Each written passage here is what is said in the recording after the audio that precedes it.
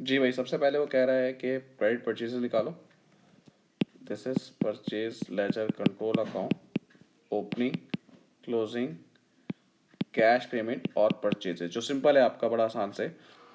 4980 opening हो गया, closing यहाँ पे दिया हुआ है 30 सितंबर का, दिया हुआ है 7220। उसके नीचे दिया हुआ है पेमेंट 70300, कैश बैंक करें, और परचेजेस इसका हो जाएगा 73480। तो ये हो गया भाई। बी क्या कह रहा है, calculate depreciation of the furniture. अच्छा, अब हमेशा बच्चों को बोलता हूँ कि जब भी लिखा हुआ एक फिगर के डेप्रिसिएशन, फर्नीचर और इक्विपमेंट दिया हुआ है वैल्यूएशन, इसका मतलब है ये नेटबुक वैल्यू पे दिया हुआ है। तो आपको सिंपल बनाना है नेटबुक वैल्यू का अकाउंट।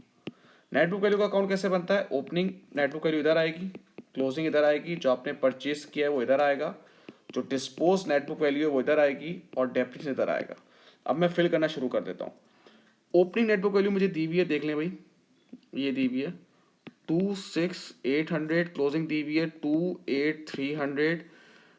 मैंने एक पेमेंट यानी कि न्यू फर्नीचर, देखो न्यू फर्नीचर खरीदा है 5200 का, और इसमें जो है वो कोई डिस्पोजल तो नज़र नहीं आ रहा, डिस्पोजल नज़र नहीं आ रहा, तो डेप्रिसिएशन आ रहा है 3700 का डेप्रिसिएशन आ रहा है। सी क्या कह रहा है भाई, सी कह रहा है कि कैश ड्राइंग बताओ, कैश ड्राइंग बताओ। सी कह रहा है भाई कैश का ये ड्राइंग बताएं आप।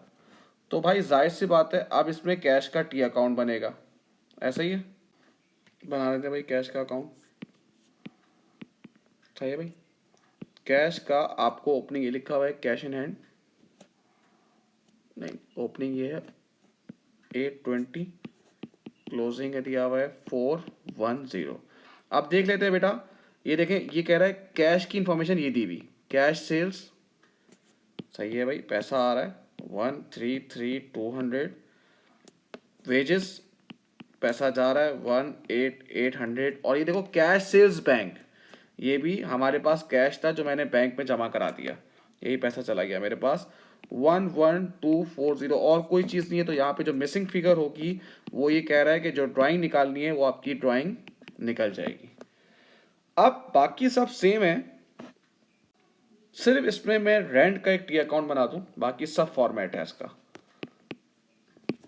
पी ए पी बैंक और इनकम स्टेटमेंट। चलें भाई, अब रेंट देखते हैं। रेंट का प्रीपेमेंट आपको दिया हुआ है, ये रहा ओपनिंग 990, प्रीपेमेंट दिया हुआ है 990। रेंट की देखो पेमेंट ये लिखी हुई, रेंट ऑफ प्रीमिसेस 14930, और रेंट का जो है, अब आप ये देखें कि उसमें अक्रूड में आपको ये देखें, ये क्लोजिंग दिया हुआ है, अक्रूड का क्लोजिंग दिया हुआ है 1040। इसके लिहाज से फिर आपकी इनकम स्टेटमेंट आ जाएगी 16960। ठीक है भाई।